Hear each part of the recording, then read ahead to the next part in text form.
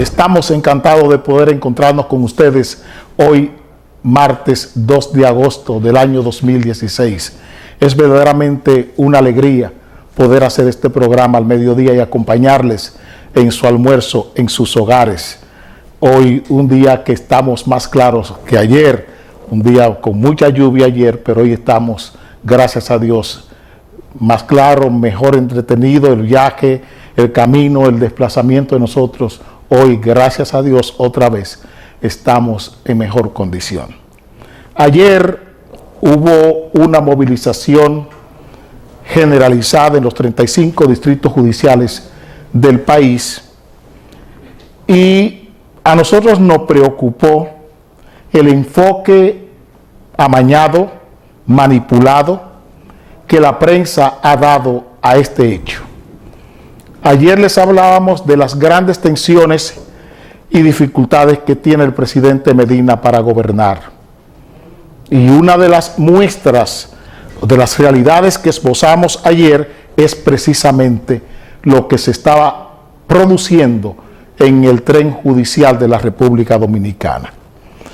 Los medios han hecho de este evento, de este episodio, una especie de manipulación aviesa, vulgar, de la realidad. Han consignado como noticia lo que no lo es.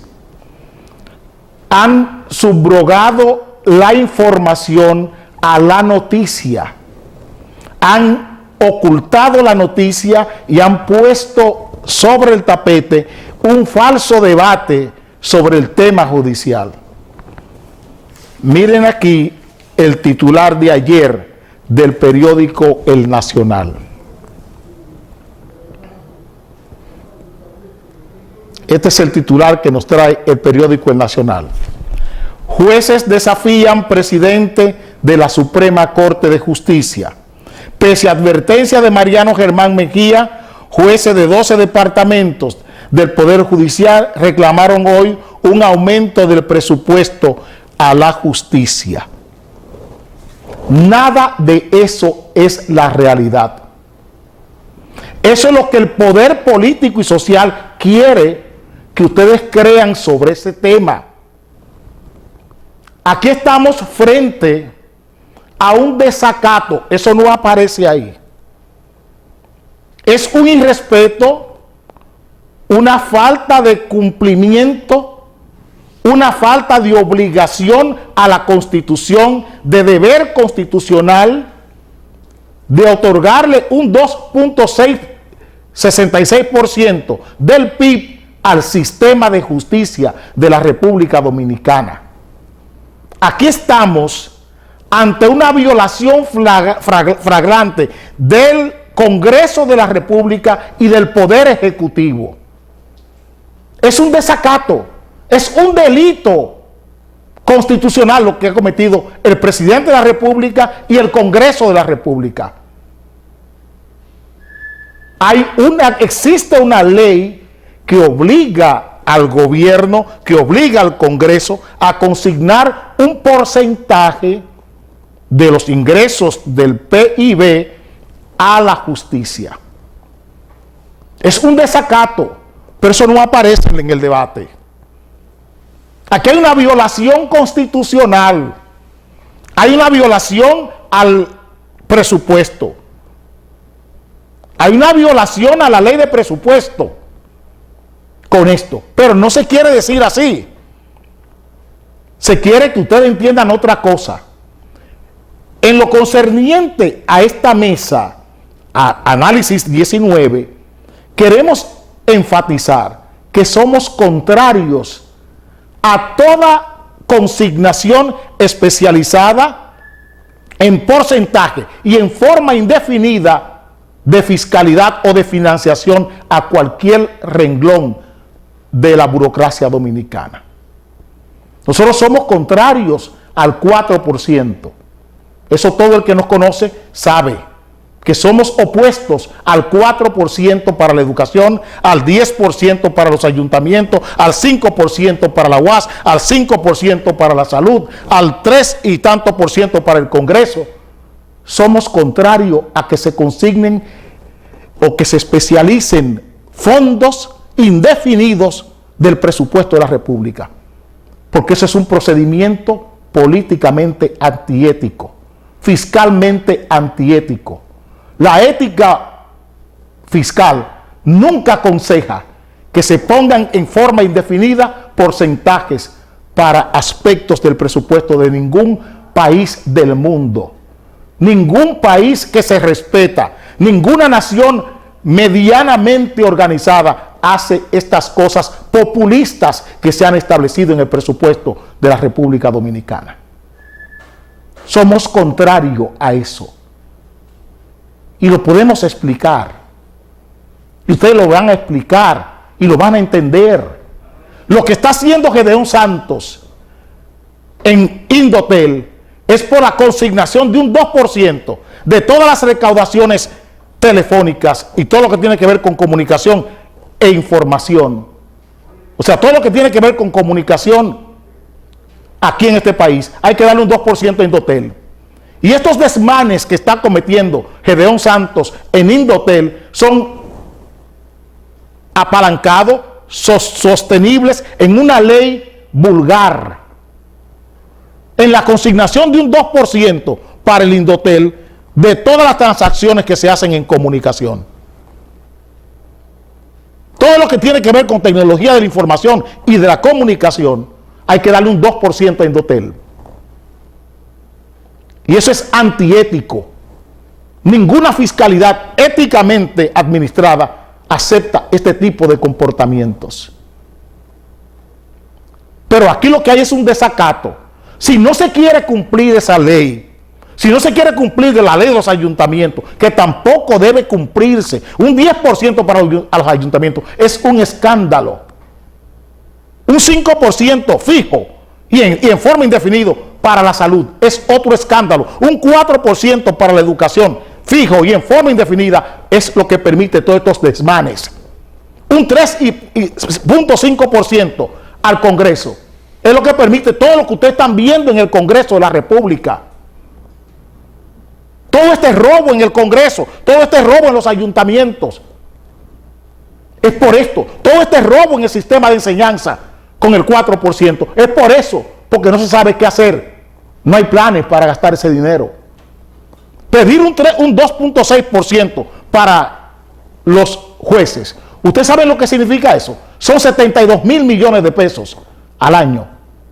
6.000 millones de pesos mensuales para el sistema de justicia. Eso es un escándalo. Eso es un escándalo. Pero esa ley está ahí. Una ley vulgar. Con la misma del 4%. Leyes vulgares. El 5% para la salud. ¿A dónde? Si comenzamos a repartir por partidas y en forma indefinida los fondos públicos, llegaremos aquí, si todas esas leyes aviesas, todas esas leyes defectuosas se aplican. Ustedes saben lo que significa eso. Que vamos a tener aquí cerca del 40% del presupuesto comprometido con leyes de este tipo. ¿Y con qué se atenderá? Porque eso que digo que es antiético. Es mal hacer la política. ¿Con qué se atenderán los otros renglones que no tengan leyes especializadas, con fondos especializados? ¿Con qué se atenderá el agua en la República Dominicana? ¿Con qué atenderemos el agua? ¿Con qué atenderemos la reparación de las calles? ¿Y con qué abordaremos, con qué fondos abordaremos la enorme deuda que este país tiene?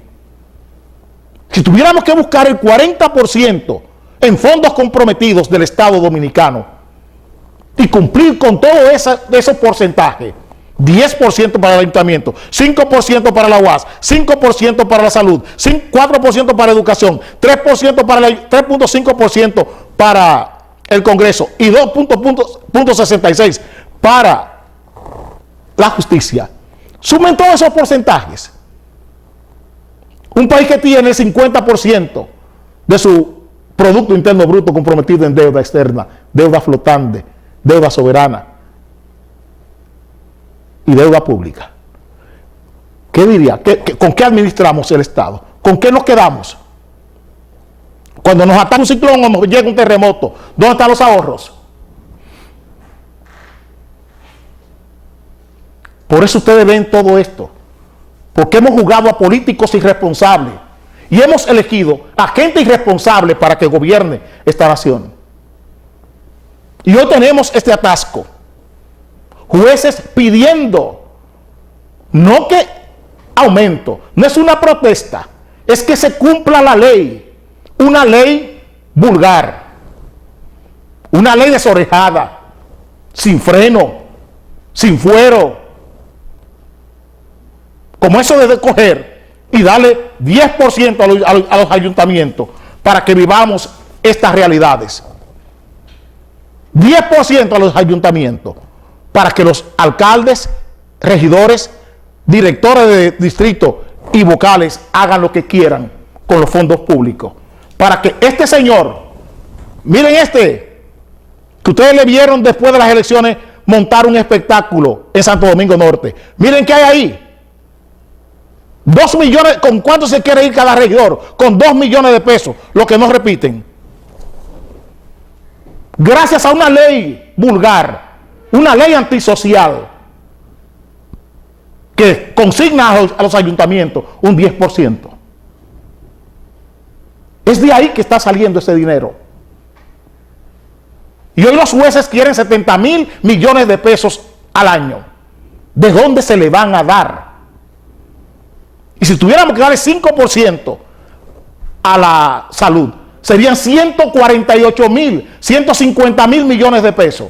Si tuviéramos que darle 5% a la UAS, serían otros 148,000 millones. ¿Qué quedan de 630,000? Cuando hay que buscar cada año un 24 o 25% para servir la deuda pública. ¿Están entendiendo? ¿En qué callejón sin salida políticos irresponsables han metido a este país? Un país ingobernable hoy. No estamos en contra.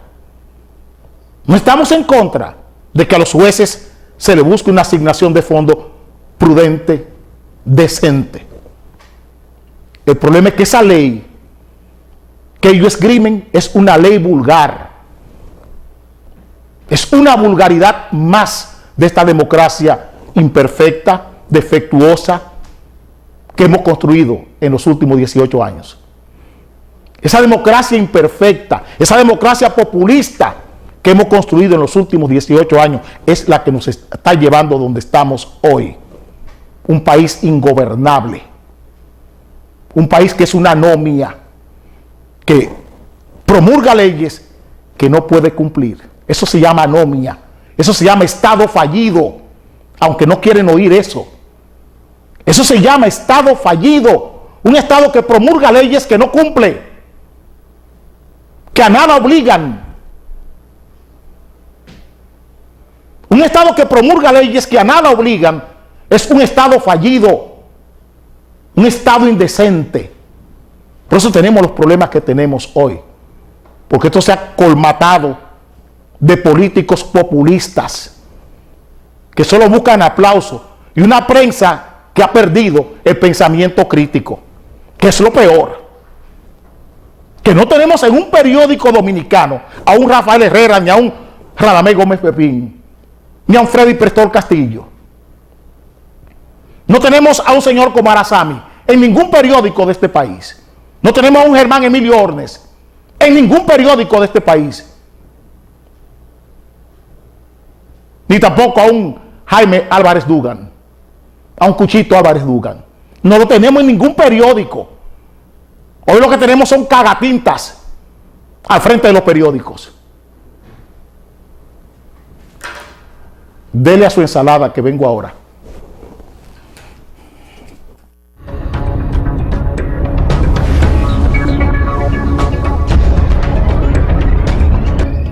En nuestro país, lo político no puede estar por encima de lo jurídico. Cinevisión, Canal 19.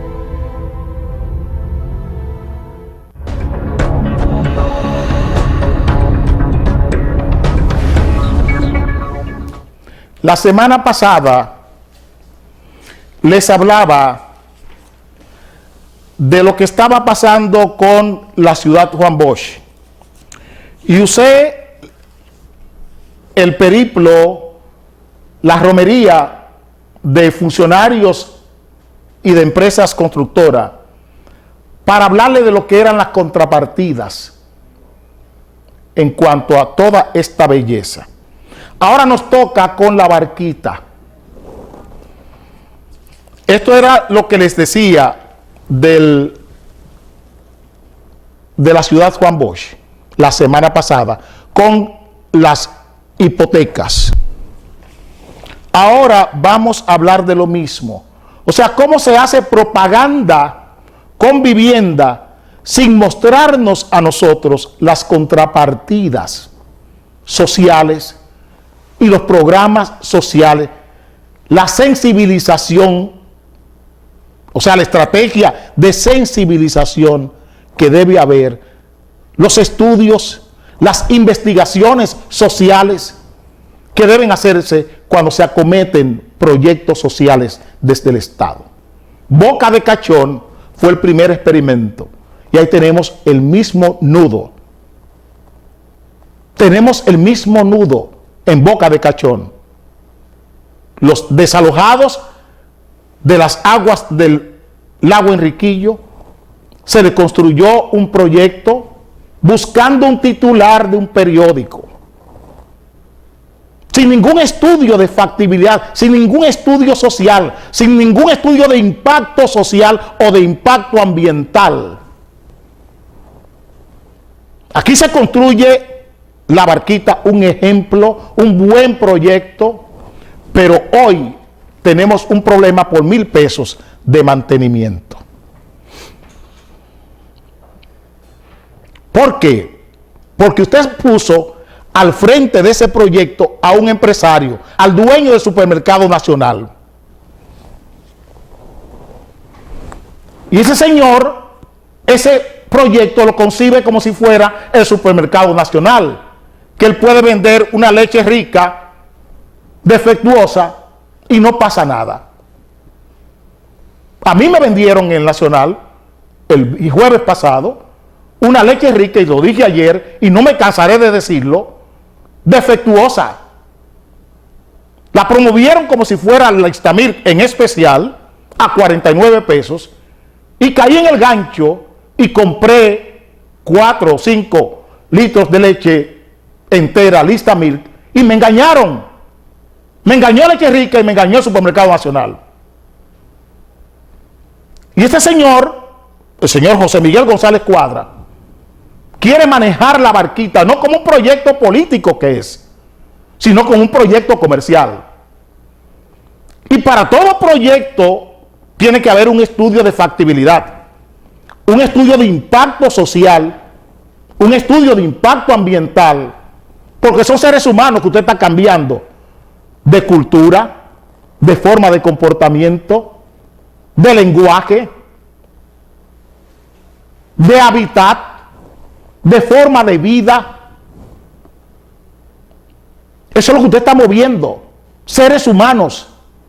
Y cada ser humano produce un confín de sentimientos y de deseos. Y todo eso hay que colocarlo en un embudo, definirlo, reciclarlo, para poder saber cómo aplicar las políticas de convivencia de esa gente. Y usted salir de buena y por pura gana, por puro capricho, que hay que buscar 1,000 pesos, o usted pierde la propiedad, usted desdibuja la orientación social que tiene el proyecto. ¿Dónde está el programa de sensibilización que se debió hacer antes de mudar a esa gente? ¿Dónde quedó, señor José Miguel González Cuadra? ¿Dónde quedó eso?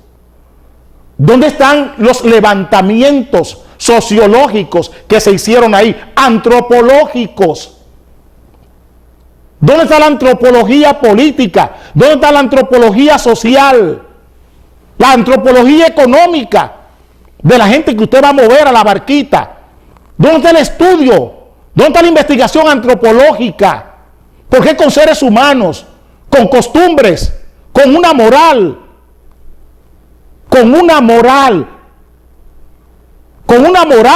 alimenticia, con una moral para su convivencia, para dormir, para levantarse, para acostarse, para transitar, para bañarse, para lavar su ropa, para cocinar?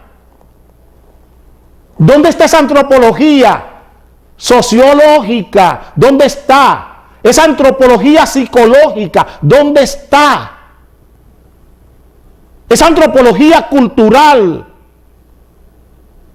para que usted solo tenga en su mente 1,000 pesos de un mantenimiento. La barquita es más que eso, es más que la inauguración y la mudanza. Usted no está cambiando chivos de un rejón a otro, ni está cambiando reses de un potrero a otro. Usted está cambiando 800, 900 familias culturalmente distintas, aunque vivan en el mismo lugar, con costumbres distintas. Y usted no puede mover a esa gente sin tomar en cuenta lo que ellos son. Sin tomar en cuenta lo que ellos son. Y eso conlleva un estudio de impacto humano, de impacto social, un estudio de impacto cultural. A Luis el Gallo, en el año 2013, no recuerdo bien, él me llamó para que yo le dijera lo que yo creía de ese sitio, porque él estaba trabajando con el padre ahí en esa zona. Yo le dije: Luis, ¿dónde está el trabajo, o sea, la investigación y el programa de sensibilización de la barquita? Tú le has dicho al presidente, le has dicho al señor González Cuadra, que antes de mover esa gente y antes de construir esa vivienda, hay que hacer un estudio y una investigación, un programa de sensibilización, porque tú estás moviendo 800 familias de lugar. Y en cada familia de esta hay niños con conductas, con costumbres, con morales.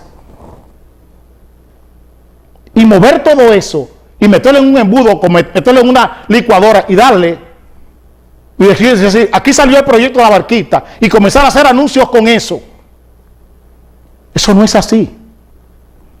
Tú estás cambiando el hábitat de seres humanos, no de chivos ni de cerdos. Usted no está cambiando una piara. Usted puede coger un potrero de vaca de Enriquillo en Barahona y mudarlo a Higüey. Y esas vacas solo conocen el pasto. Solo conocen el pasto. ¿Por qué? Porque son animales estúpidos. Y esos animales estúpidos, la gallina, tú vas a cambiar la gallina de corral, ese animal estúpido es capaz de producir un huevo, una cosa estupenda como un huevo. Usted coge las abejas y coge el rejón de la abeja, coge la colmena, la muda de un sitio a otro, teniéndole sus flores, no hay ningún problema. Pero ese animal estúpido que es la abeja, en su polimorfismo, es capaz de producir la miel.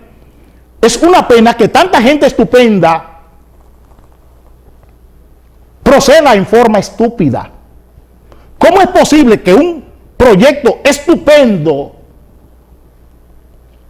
como es la barquita, termine con acciones estúpidas como esta? Créanme que no lo entiendo. Créanme que no entiendo que el presidente en una visita sorpresa llegue a la barquita y decida construir 2,000, 800, 1,000 viviendas para esa gente. Algo tan bueno, un proyecto tan estupendo, termine con acciones tan estúpidas. No lo entiendo. ¿Cómo de lo estupendo se pasa a lo estúpido? Créanme que no lo entiendo. Y ojalá el presidente buscara a las personas para este proceso de sintaxis, no semántico. La inauguración y la mudanza son cosas semánticas. Ahora es la sintaxis. ¿Cómo concuerdan socialmente todos estos intereses de estos nuevos habitantes de la Barquita? Que el presidente busque trabajadores sociales y no un comerciante, no un usurero, no un hombre que lo que está buscando es recuperar el dinero que gastó en la campaña. Que busquen un técnico, gente con la sensibilidad, que entiendan el proceso, que lo entiendan. Eso es lo que deben hacer hoy, buscar gente que entiendan el proceso de la nueva Barquita, más allá de un anuncio en televisión. Porque la política no es para hacer propaganda, la política es para darle solución a lo más complejo que tiene el ser humano, que es vivir. Si tiene una sopita o un consomecito, bébase eso, que yo vengo de una vez.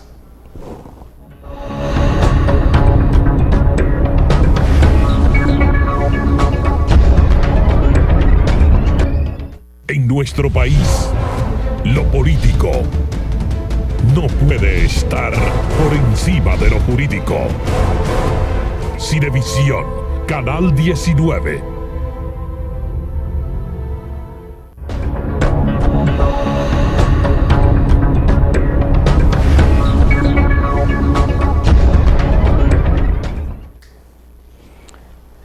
Señores, tenemos que hablar de seguridad vial otra vez. Aquí está. En un mes, aquí mijo, en un mes, esto es lo que se ha producido en ese tramo carretera entre Nagua y Sánchez. Decenas de muertos en un mes. Pero ¿qué es lo peor de todo?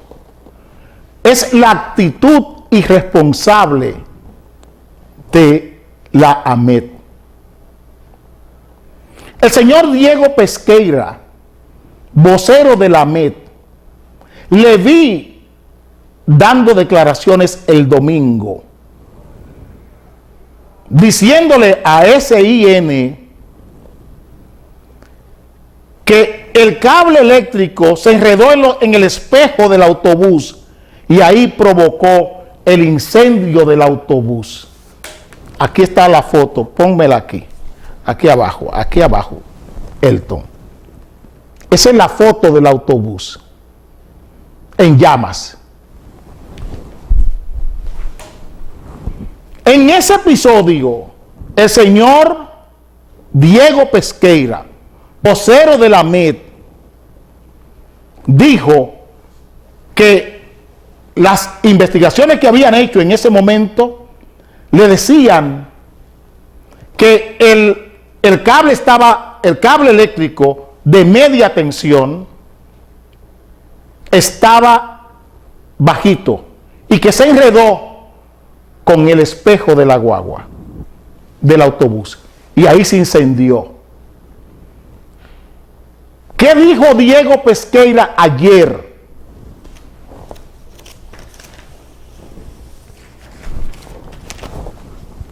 Yo no entiendo dónde está la sensibilidad de estas autoridades. Aseguran, Patana causó fuego, guagua murieron 5.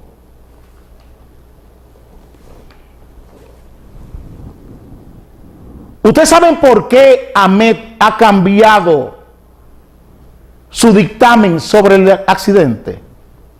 Para quitarle la responsabilidad civil y la responsabilidad penal a EDESTE. ¿Ustedes me entienden? Para quitarle la responsabilidad civil y la responsabilidad penal a EDESTE, AMET da ese cambio de pie y da otra declaración, da otro dictamen con relación al accidente. para que cuando haya que ir al seguro, haya que buscar ya otra causa que no sea la omisión de EDESTE sobre el daño que causa un cable mal tendido de EDESTE sobre terceros. Querer quitarle la responsabilidad civil y la responsabilidad penal a EDESTE de este accidente. Y dice que una patana tumbó el cable y que después que tumbó el cable entonces fue lo que se incendió el cosi. ¿Por qué la patana no se incendió? Para que ustedes entiendan hasta dónde las autoridades que están llamadas a protegernos, a garantizarnos la seguridad, están más en sus propios intereses que en el interés general al que ellos están obligados a rendirle servicio. Mire qué titular, esto es AMET. Esto es AMET. La AMET ha impuesto este año 265.004 multas por infracciones. ¿Cuántas vidas, cuántos accidentes ha evitado AMET? Que se lo diga al país. Que le diga al país, AMET, cuántos accidentes ha evitado.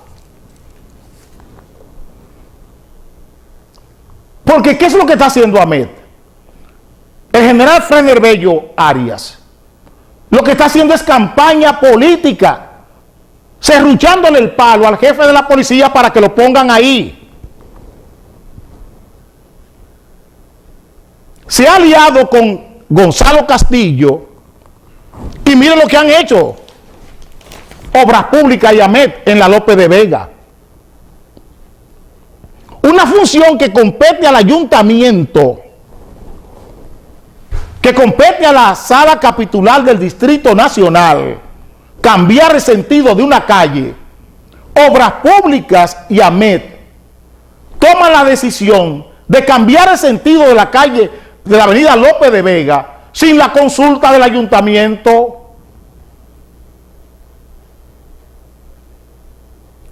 Sin tomar en cuenta el ayuntamiento, Gonzalo Castillo, en nombre de ser Gonzalo Castillo, el hijo de doña Miriam.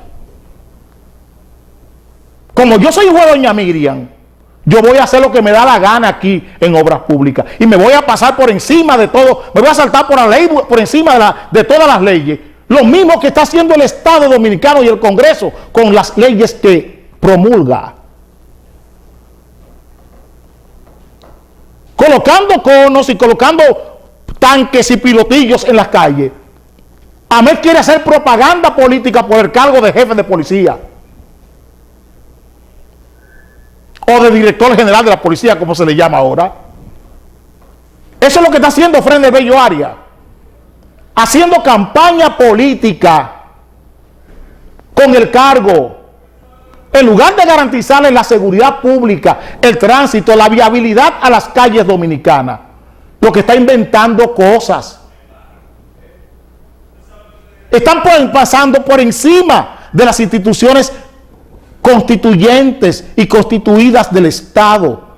AMET y el señor Gonzalo Castillo, ministro de Obras Públicas. Porque todos quieren parecerse. Todos tienen el síndrome de Pimentel Carech. Tienen el dolor de no haber asumido las cifras gloriosas, la fama trágica de Pimentel Carech. Rico, un arquitecto suicidado, pero con mucho dinero. Buscando dinero, esta gente están siendo capaces de cometer las peores vulgaridades en la conducción de la cosa pública. 5 o 6 muertos, un cable eléctrico incendia un autobús y el mismo organismo da 2 versiones, una versión la que es y otra para complacer los intereses de la empresa EDESTE. para quitarle responsabilidad civil y penal por este daño a seres humanos. Nosotros no merecemos este tipo de autoridad. Nos preguntamos. No merecemos autoridades que en aras de buscar un cargo público son capaces de hacer todas las tropelías y todos los desmanes en la viabilidad del país, en nombre de buscar notoriedad y buscar salir en un periódico. El problema aquí no es la propaganda ni la publicidad. El problema aquí es el servicio público, que no aparece. El grave problema que tiene este país hoy es el servicio público. Porque cada quien, así como en Indotel, llegan a un cargo y entienden que es una hacienda lo que le han entregado, una hacienda privada. Y hacen Indotel, y hacen AMET, y hacen en la barquita lo que le da la gana al incumbente. Y no tiene ningún miramiento. Ni nada le para, nada le detiene. Porque yo estoy actuando en nombre de Dios. Todo lo tengo en nombre del Dios Danilo que me fortalece. Usaré unos segundos mientras usted come para volver.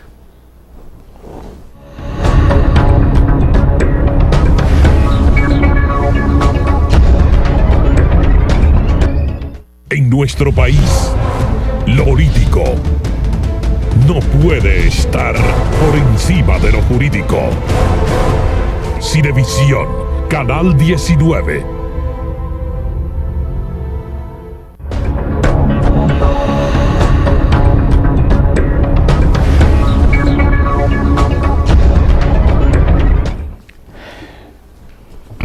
Este era el titular de ayer del periódico Listín Diario. Créanme que me encantó. Porque le vuelvo y le repito lo mismo que le decía la semana pasada. El señor Rubén Bichara debería hacer un calendario desnudo y estoy seguro que todo el mundo se lo compra. Estoy seguro que si Rubén Bichara hace un calendario, como hacían esos calendarios las megadivas, enseñando sus partes íntimas, creo que todo el mundo le compra a Rubén Bichara el calendario. Es lo único que puedo decir. CDE licitará compras de energía. Eso debió ocurrir hace 1 año y medio. Aquí se está hablando del Acuerdo de Madrid. Se debió renegociar esos contratos hace 1 año y medio. Y precisamente hace 1 año y medio, que aquí se está hablando de un Consejo Económico y Social y el Pacto Eléctrico. ¿Dónde está el Pacto Eléctrico? Aquí deviene el Pacto Eléctrico. Él está hablando de renegociar y licitar energía eléctrica y el país, miren cómo está.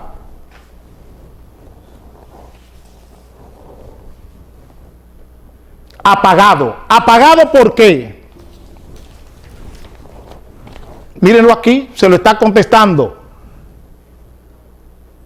De la ADIE le están contestando por qué es que no tenemos energía eléctrica. Afirma que los apagones los provocan las distribuidoras, no las generadoras. Y esa es la verdad. Y lo dijimos aquí. Es la distribución eléctrica la que está empantanada.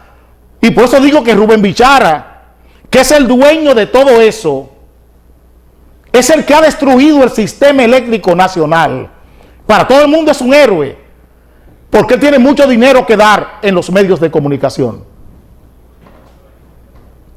Este sistema eléctrico destruido es incapaz.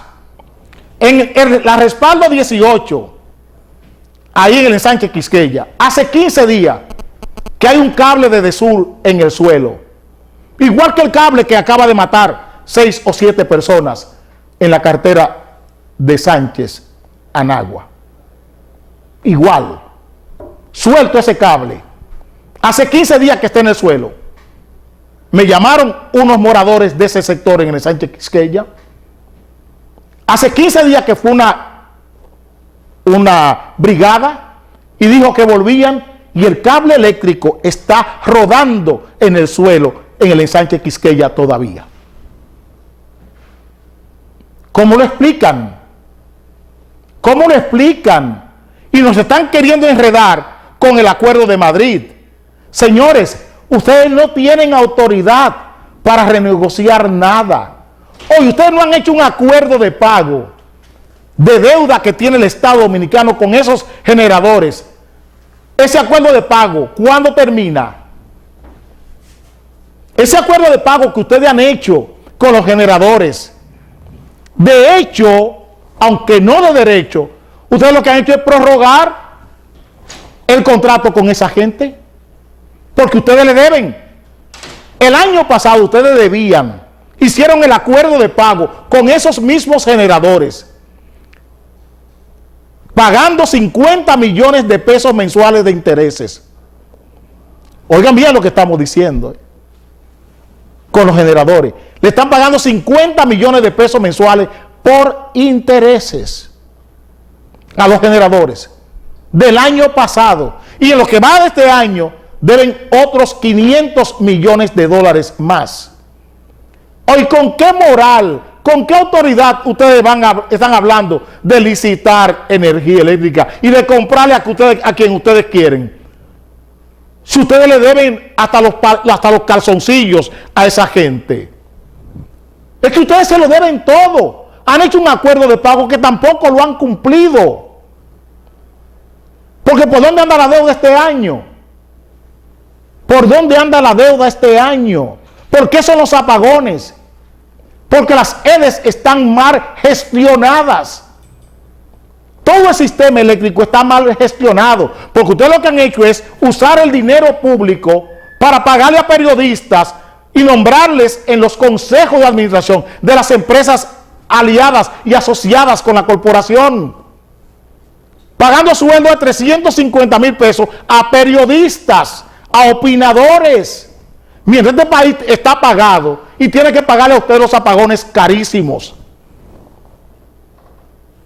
Eso es lo que ustedes han hecho, burlarse y birlar este país. Si tiene un poco de carne, dele a su carne, y un poquito de concón y habichuela, todavía mucho mejor. Eso debe ser bueno. Eso es comer.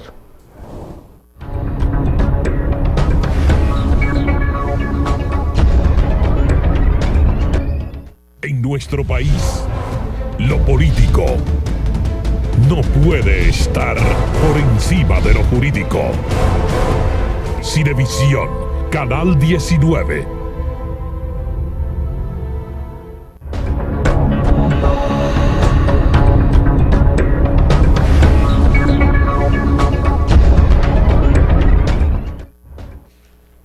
Ahí me veo bien flaco. Señores, miren esto.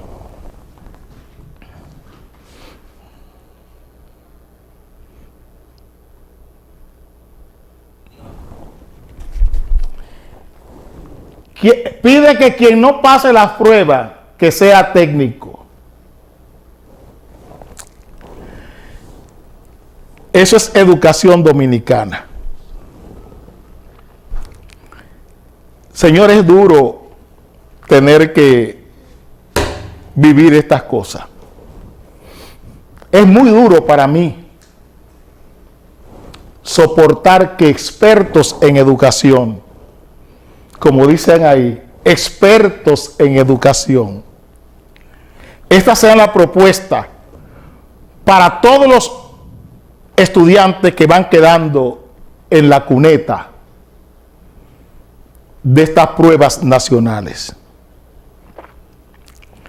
Y yo quisiera preguntarle al Ministerio de Educación que si están claros, que si ellos entienden lo que es educación, que si lo entienden,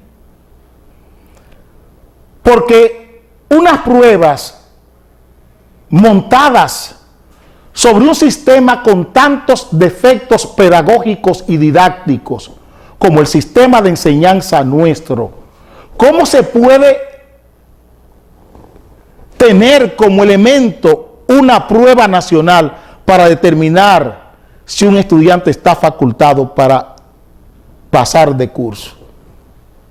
Una prueba que lo que hace es juzgar al alumno. Una prueba que no toma en cuenta, que no evalúa quiénes son los maestros que están llevando a cabo esos programas. ¿Qué niveles pedagógicos, qué niveles didácticos tienen los planes y el currículo y los programas de ese sistema de enseñanza? ¿Dónde están las evaluaciones del sistema de enseñanza público de la República Dominicana? ¿Quién las hace? ¿Quién evalúa lo que pasa aquí en escuelas donde un maestro se pasa 10 años en el mismo, dando las mismas clases en el mismo curso en una escuela pública? En quinto, en tercer curso, en cuarto curso, un maestro se pasa, el mismo maestro, dando las mismas clases, el mismo libro, el mismo plan, 10 años. Los daños irreparables y los daños irreversibles que produce ese maestro con su rutina, ¿quién lo evalúa? ¿Quién evalúa eso? Ese maestro que esté evaluando a ese estudiante, está evaluando los recursos que ese alumno, los esfuerzos que ese alumno hace para llegar a la conclusión que coloca en el examen. Pregunto, el maestro aquí, en este país, lo que hace es juzgar. Un examen aquí lo que hace es juzgar un estudiante. Decirle, usted es bueno, usted es malo. No investiga en qué condiciones ese alumno llegó a la conclusión que colocó, a la respuesta, a la afirmación que colocó en el examen. Eso no está ahí. Albert Einstein fue expulsado de una escuela por distraído. El genio Albert Einstein, expulsado de una escuela por distraído. Ese niño no da para nada. Eso lo determinaron maestros, iguales que estos que están mandando a los estudiantes que no pasan a que vayan a estudiar ocupaciones vocacionales. Están mandando a estudiar vocacionales, a hacerse técnicos, a hacerse pintores, mecánicos, a gente que nunca han evaluado y no saben por qué se han distraído en la escuela. Quizás lo que el maestro le esté enseñando no le interesa. Quizás le interesa más mirar otras cosas y no mirar lo que el maestro está teniendo en la pizarra. Es posible que eso suceda. Una escuela que tiene planes como ese Prepara, que ahora cancelan 5,000 maestros sin ninguna explicación, porque se han dado cuenta que es una estafa pedagógica y una estafa intelectual. El programa Prepara para el Futuro. Y cancelan 5,000 maestros sin más ni más. Una escuela que tiene directores de distrito, como esa que están enseñando Nuria Piera, del Distrito Escolar 1300 de Montecristi, o el que dirige la esposa del señor Hidalgo, ahí en Santo Domingo Este, que es directora de distrito y hace lo que le da la gana también en ese distrito, la esposa del presidente o secretario general del ADP, que es diputado del PLD. Una escuela que tiene esas trazas, que tiene estos lastres, no tiene capacidad para evaluar a nadie. Porque esta escuela, este sistema de enseñanza, ha sido incapaz, porque no quiere conocer la realidad, de autoevaluarse.